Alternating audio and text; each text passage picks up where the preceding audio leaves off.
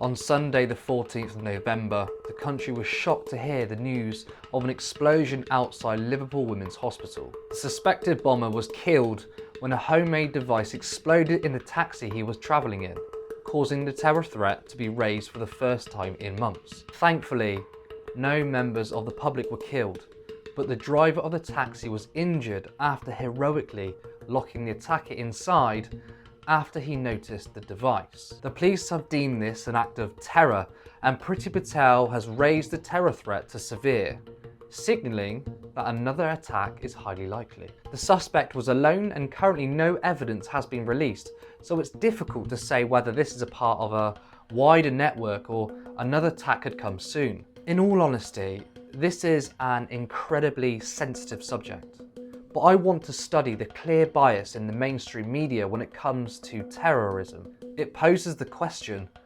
why do we consider either terrorism or mental illness on the basis of colour and creed?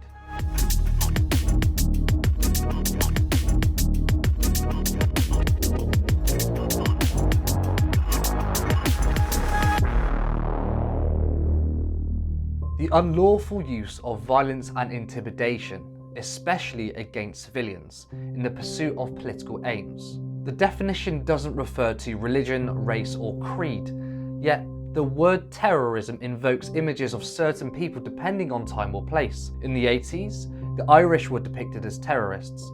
In the aftermath of 9/11, for the most part it was Muslims. In recent years, environmental activists has found themselves listed alongside terrorist groups for following so-called extremist ideology. Terrorism is what anyone wants it to be. For some demagogues, it's designed to divide us. Most of the time, it's unconscious bias, and it can be hard to spot. When a heinous act is committed by a BAME person, or they happen to call themselves Muslims, you can be sure that terrorism is given as the official cause. In the past 10 years, 2 of our elected representatives have tragically been murdered. 5 years ago, Joe Cox was shot and stabbed in Birstall. David Amess was stabbed multiple times in his constituency. Both horrible crimes, but one was given a layer of complexity. In one instance, Amess's attacker was identified by looking like a man of African appearance. Any nuance on the suspect's character was never discussed, yet if we compare Joe Cox's murder in 2016, The Guardian, a so-called liberal paper, hardly anything like the reactionary right-wing press, had this to say: reclusive, nervous, and by his own account gripped by feelings of worthlessness. The Guardian brings up Mayer's self-worth, almost a hint of empathy is given here. It seems as if the article wants to ask questions of society and why it may have led to this person down a violent path. Whether society is at fault or not, why is there a level of context or complexity given?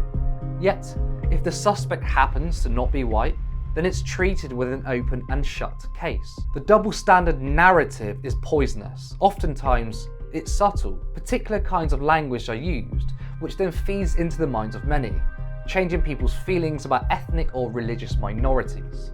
Biased reporting in this way over and over again clearly contributes to the treatment of minorities in society. Thomas Mayer was a neo-Nazi white supremacist. He kept far-right books and Nazi memorabilia at his home. In his own words, the white race was on the brink of a very bloody struggle. Maz Salim is the daughter of Mohammed Salim, an 82-year-old man who was murdered in Britain by far-right terrorist Pavlo Lapshin. She herself described the media bias in reporting her father's death.